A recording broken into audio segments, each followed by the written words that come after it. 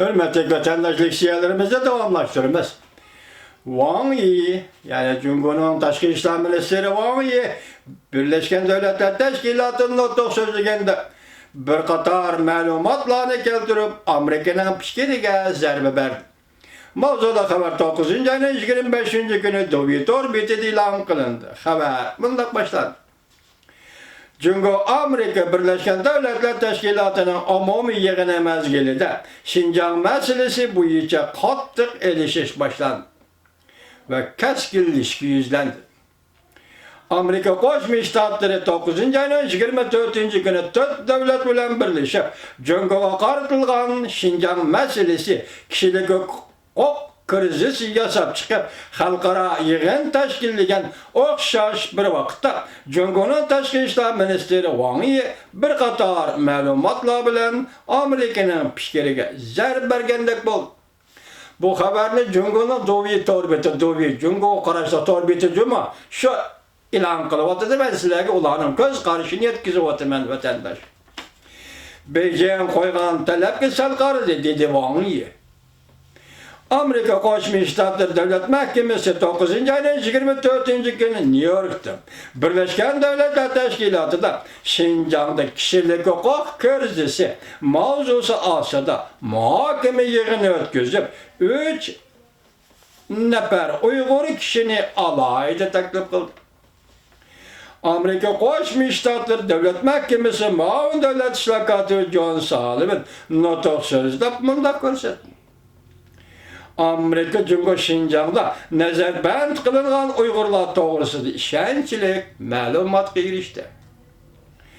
Cumhur doiralarining yuqori fan texnika nazorat qilish texnikasidan foydalanib, Şinjan'da kishilik huquqqa xiloflik qilib qolmay, Cumhurning boshqa joylarda, hatto dunyoga ham ziyonkashlik qilishga boshladi. Bu qatam Birleşken Devletler Teşkilatı elib berilgan bu faaliyetni Amerika Qo'shma Shtatlar tashkilladi. Angliya, Germaniya, Gollandiya, Kanada qatorliq davlatlarning qo'llashiga erishdi. 4 davlat hukumatlarining vakillari bu yig'inga qatnashdi.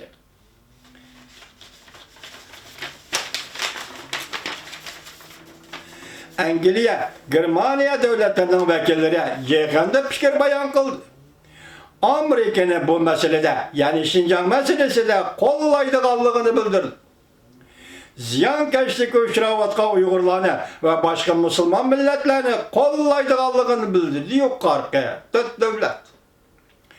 Yig'in ochilishdan burun Beijing 9 ayning 24-kuni Washingtonga murojaat qilib, Birleşken Devletler Teşkilatı'nın umumiy yig'ini mezgilida Şinjan musulmonlari krizisi to'g'risida muhokama elib berish planini amaldan qoldirishni talab qildi. Cumhur Tashqi ishlar ministrligining bayonotchisi Genshon Amerikaga haydakchilik qilib, aloqador yig'inni bekor qilishni, Şinjan masalasi to'g'risida palapati so'zlarni to'xtatishni, kishilik huquqni bahona qilib, Cumhurning ichki ishlariga aralashishni to'xtatishni talab qildi. 9 ayning 23-kuni Birleşken Devletler Teşkilatı'nın katibi Antonio Guterres, Amerika Qo'shma Shtatlarining muavin prezidenti Mike Pence, Amerika Qo'shma Shtatlarining moliya ministri Steven Mnuchin qatorliq rahbarlar Birleşken Devletler Teşkilatı'nın umumiy yig'inida Prezident Trump riyosatchilik qilgan diniy e'tiqod erkinligi yig'iniga qatnashdi. Yig'inda Amerika Qo'shma Shtatlarining davlat ishlar katibi Mike Pompeo Cumhurni tanqidlab bunday dedi.